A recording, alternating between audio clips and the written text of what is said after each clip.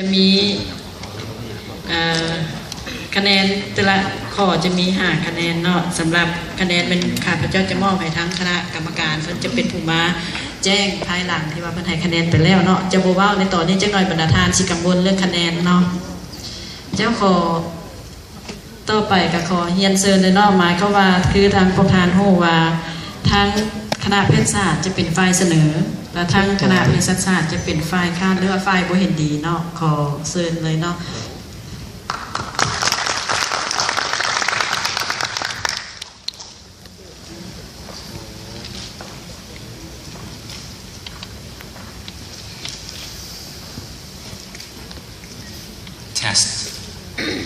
สบายดีบรรดาทานผู้มีเกียรติยินดีต้อนรับบรรดาทานเข้าสู่สัปดาห์ของโลกเกี่ยวกับการปลุกระดมการนำใช้ยาต้านเชื้ออย่างสมเหตุสมผล Welcome to the World Antibiotic Awareness Week ซึ่งในมื้อนี้พวกเขามีความรู้สึกเป็นเกียรติอย่างยิ่งที่ได้เป็นตัวแทนให้แก่นักศึกษาคณะแพทยศาสตร์ชั้นปีที่ 5 มหาวิทยาลัยวิทยาศาสตร์สุขภาพเพื่อขึ้นมาโต้วาทีซึ่งเป็นฝ่ายเสนอหรือฝ่ายสนับสนุนเนาะในหัวข้อการส่งเสริมการนำใช้ยาต้านเชื้ออย่างสมเหตุสมผลแม่นหน้าที่ของทุกคน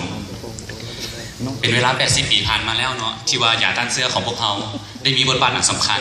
ในการปิดปัวพยาธิซึมเชื้อซึ่งมันได้สามารถกอบกู้เอาชีวิตของมวลมนุษย์เป็นจำนวนมหาศาลนับตั้งแต่มีการค้นพบยาต้านเชื้อตัวชนิดเนาะก็คือเพนิซิลลินในปี 1928 โดยแมนทันเฟรมิงเป็นผู้ค้นพบและต่อมาก็มียาต้านเชื้อซัลฟานิลาไมด์ในค้นพบในปี 1934 โดยแมนทันโดแมกเนาะนับตั้งแต่การค้นพบยาต้านเชื้อเป็นต้นมาเนาะเฮ็ดให้ทั่วโลกได้รับผลประโยชน์จากการนำใช้ยาต้านเชื้อเข้าในวงการแพทย์ที่ก้าวหน้านับมือนับหลายขึ้นแต่ว่าจากการค้นพบยาต้านเชื้อหลายๆชนิดผ่านมาเนาะก็แสดงให้เห็นว่ายาต้านเชื้อได้กลายเป็นปัจจัยหลักอันสำคัญในการควบคุมพยาธิซึมเชื้อและนอกจากนั้นมันยังสามารถ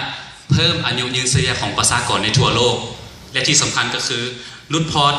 รอัตราการตายของประชาชนเป็นจำนวนหลายล้านคนอีกด้วยถึงอย่างไรก็ตามในขณะที่ยาต้านเชื้อมีผลดีหลายประการเนาะแต่เราก็บ่สามารถปราศจากได้ถึงผลเสียของการนำใช้ยาต้านเชื้ออย่างบ่สมเหตุสมผลซึ่งว่าปัญหาดังกล่าวแสดงให้เห็นก็คือ 1. อาการแพ้ยาจากการนำใช้ยาต้านเชื้อ 2. คือผลกระทบจากการนำใช้ยาต้านเชื้อที่บ่ถูกต้องเนาะเฮ็ดให้เป็นผลเสียต่อกับอวัยวะต่างๆของร่างกายและที่สำคัญก็คือปัญหาการดื้อยาเนาะซึ่งมันเป็นปัญหาหลักที่บรรดาประเทศในทั่วโลกให้ความสำคัญและก็คือมุ่งในการแก้ไขปัญหาดังกล่าวซึ่งมันแสดงให้เห็นในรายงานขององค์การอนามัยโลกเนาะหรือว่า World Health Organization ซึ่งจัดขึ้นที่เมืองเจนีวาประเทศสวิตเซอร์แลนด์เนาะในวันที่ 30 เมษายน ปี 2014 ที่ผ่านมาซึ่งได้ค้นคว้าเกี่ยวกับการดื้อยาของเชื้อจุลินทรีย์เนาะอยู่ในบรรดา114ประเทศในทั่วโลกซึ่งจากผลการศึกษาได้แสดงให้เห็นว่ามีเชื้อจุลินทรีย์จำนวนหลายที่มีการดื้อต่อยาโดยเฉพาะแมนเชื้อ Staphylococcus aureus เนาะซึ่งมันเป็นสายพันธุ์ที่พบว่ามีการต้านทานหรือว่าดื้อต่อยาต้านเชื้อหลายที่สุดเนาะและที่สำคัญก็คือต้องมันแพร่ลามไปทั่วโลกในเมื่อก่อน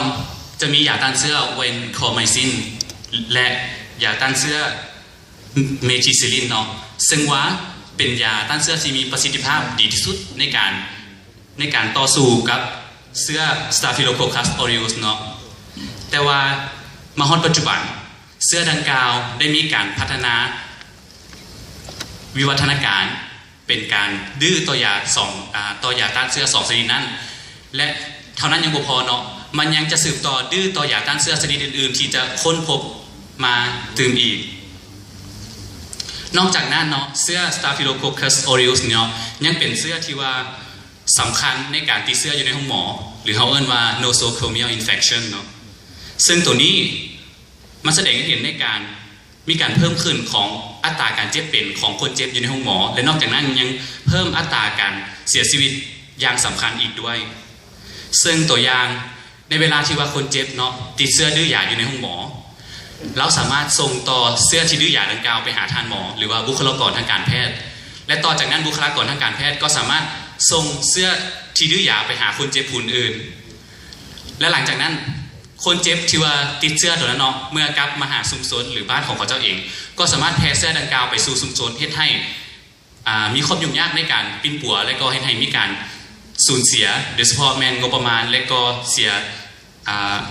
ทางด้านสังคมก็คือบุคลากรก็คือทรัพยากรมนุษย์ของคนเฮาเนาะทั้งหมดทั้งมวลที่ว่ามาเนาะก็คือปัญหาของการดื้อยาต้านเสื้อของเสื้อจุลินทรีย์นั้นมันบ่ได้เกิดมาจากยาต้านเสื้อเองหรือว่ามันบ่ได้เกิดมาจากประสิทธิภาพของยาต้านเสื้อที่มันลดพอลงแต่มันเกิดมาจากวิธีการนำใช้ยาต้านเสื้อที่บ่ถูกต้องหรือบ่แท้เหมาะเนาะซึ่งดังนั้นจึงได้เรียกร้องให้ทุกคนที่มีส่วนร่วมในการนำใช้ยาต้านเสื้อเนาะให้มีสติระวังตัวและก็ตระหนักรู้ถึงความสำคัญหรือว่าความจำเป็นในการนำใช้ยาต้านเสื้ออยู่ในขงเขตที่เหมาะสมเนาะบ่เกินความจำเป็นหลายเกินไปดังนั้นข้าพเจ้าขอยั่งยืนว่าการส่งเสริมการนำใช้ยาต้านเสื้ออย่างสมเหตุสมผลแม่หน้าที่ของมนุษย์ทุกคนขอขอบใจ